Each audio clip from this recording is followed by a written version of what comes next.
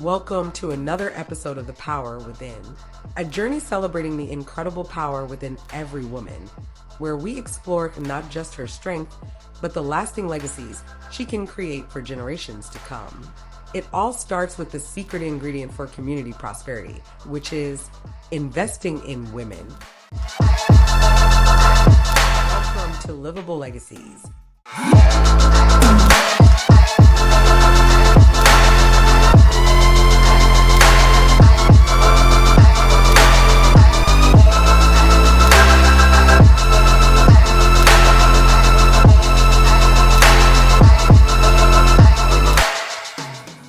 Good morning, how are you? This is Rose Nyaondo, and I am here at Livable Legacies, and I want to discuss our why, or my why, and it's probably going to be a series of episodes to discuss this. But first of all, I wanted to jump onto my core beliefs, my core thinking around women's economic security and what is at the root of it for me, and I think this will resonate with a lot of you as well. The first of my core beliefs, I have three. The first of my core beliefs is that when women, and notice I'm not saying financial security, I'm saying economic security. There's a difference, and this is something we'll talk about much later in the vlogs. But economic security is at the core of it, and I believe that when women have economic security, they have options. When we have economic security, we have options. We don't, we choose what our experiences are. We choose to allow certain things and not allow certain things. We choose to go certain places and not go certain places. We come from a place of choice and not a place of have to or compelled to or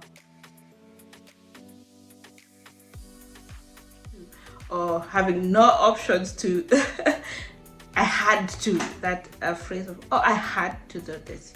And so I think why this is important, and why I think economic security matters, is the freedom that comes with it, the freedom of choice that comes with it. And why do I believe that why is the freedom and the capability to choose and have options important? I think it's important because, first of all, for our own for your own well-being, and for your own personhood, and to be able to realize your own potential. It brings out confidence, it brings out autonomy, to be able to have those options, right? You choose something because you love to do it, not because we're compelled to do it. We donate to certain charity organizations, however much we want to donate, because we love to do it, not because we have to do it. And that degree of autonomy, I think, is also translatable to the families that we raise. It translates to the friendships that we choose.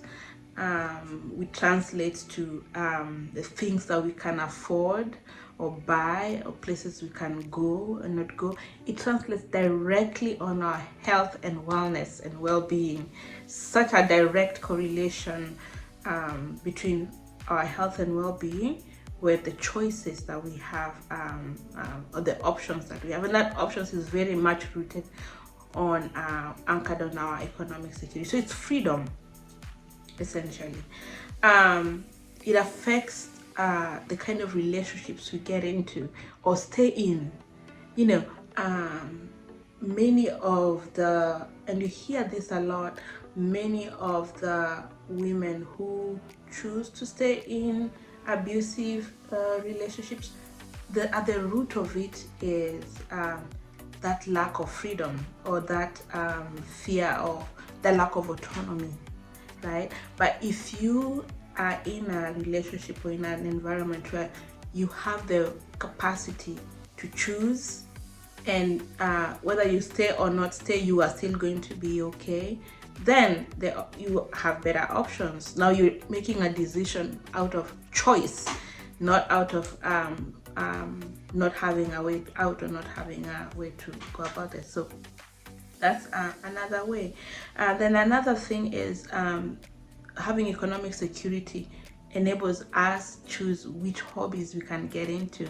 And I'm speaking specifically for women because I'm a woman and I'm speaking from a place of lived experience, I would say, and those of my aunties and those of my sisters and those of my friends and my girlfriends. And so and a lot of this is transferable to all humans, but I'm speaking from a place for women particularly because that's my lived experience. So that's one. But also the other more critical value of women's economic security is political participation and influence. How do women influence policy, right? What matters? Because when women have that economic security, then their political participation and capacity to influence decision making is a different dynamic altogether. Please let me know if you agree or what your opinion is in the comments. But I strongly believe that because that means you have a stake in how those decisions are made, and therefore you want to have say in we want to have say in what is decided about our lives, for example. Okay, so so that's at the core root of women's economic security. The other thing that I truly believe about the power of women's economic security is the impact it has directly on their family and the community around them. I forget whether it's the UN or the World Bank had a statistic that said women invest 90% of their income on their families. And what is that? What does that relate to? It means, you know, the family is better dressed, better fed, or nutrition is taken care of in a different way. Health and wellness is taken care of in a different way. The kind of experience that I can say this for me, even through my lived experience, is when I did not have the economic capacity, you know, I had to do what I had to do for my kids. And we'll talk about this much later in the vlogs, and I'll let you know about my experiences with this. But yeah, when women have the economic capacity, the family and the community is better off. We invest a lot more. Women are more in touch with the needs of the community at the grassroots level more than anyone, because one, we are closer on the grassroots on one hand, and on another hand, we are better connected in certain ways. Okay, and because women invest prioritize education. My children go to better schools. They dress much better. They eat better. So this is my lived experience, and so I strongly believe that when women have the economic security and capacity, the family is better off, and the community overall is better off. One, just for the sheer reason that the family is the basic unit of our community, and also then that goes ahead to translate in the community, and also the kind of charities, the kind of environments, and the kind of advice and the kind of giving that goes on in the community based on women's economic security is much different. So on that level, that's one. Then the third thing is, like I said, women's are able to better tell the gaps in the community and where and I can tell you, for example, my kids are running down the street. They have eyes on the what the kids are doing, and will be able to call me and say, hey Rose, the kids are doing this, or I think these kids are doing this, I think these kids need to do this and the other. Why? Because they have a better sense of what is going on the grassroots level, and are better informed on that level. And therefore, issues that impact the community are near and close to women's experiences. And so women's economic security is good for the family and the community as well.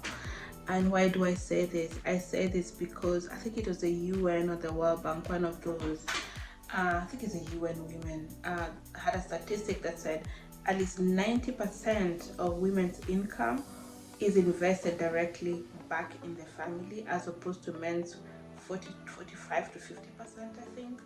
I found that statistic.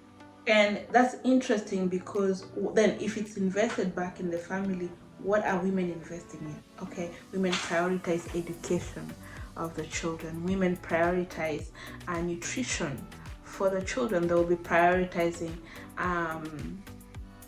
health and wellness of the children. They are themselves better moms, better caregivers. They are the caregivers for the most part. And even though the dynamics, the family dynamics at the moment is changing across the globe, but for the most part, women are the caregivers, and not just for their children, for the parents and the elderly, aunties. And look at the service industry. Who is the core? At the core of the service industry. That's another telltale sign of where this is leaning with regards to caregiving and service. And maybe that's another topic we'll talk about in the future. But for now, so women's economic security is very much integral to the well-being of a family, and a family being the very basic fabric of a society and a community, and therefore the ripple effect of that again on the on that community. And we'll talk about my lived experience later on. And then lastly, it's the impact that women have on the grassroots level. Many of the grassroots non-profits, many of the grassroots organizations, whether you are you're living in the country you're born in, or whether you are an immigrant traveling across the globe, it is at the grassroots, at the core of what is happening at the grassroots, you will find women right there. Okay, whether you are in Kenya, Africa, Europe, at the core, at the grassroots level, you'll find more women there. Also, in most of the service industries, you'll find more women there. So I think women's economic security does impact the very fabric of the community and of the society, and in the countries we live in and the families we are in on one hand, and then on another hand, uplifting that level is at the core of our communities and at the core of our lives. And so to me, women's economic security is freedom. You're free to choose where to go, where not to go, where to stay, where not to stay, how many children you want to have or not have, what you want to eat, where you want to go, who you want to be seen as, how you want to show yourself to the world. All of these things do impact on, that do impact on our lives, are truly pegged on women's economic security. And, leave a comment below and let me know what you think, whether you are from Portugal, Belgium, Africa, like wherever it is you are logging in from. Let me know what the experience is from where you're logging in from. So then until next time, bye. Thanks for watching. Don't forget to hit the like button and subscribe so you never miss out on the latest content. I'll catch you in the next one.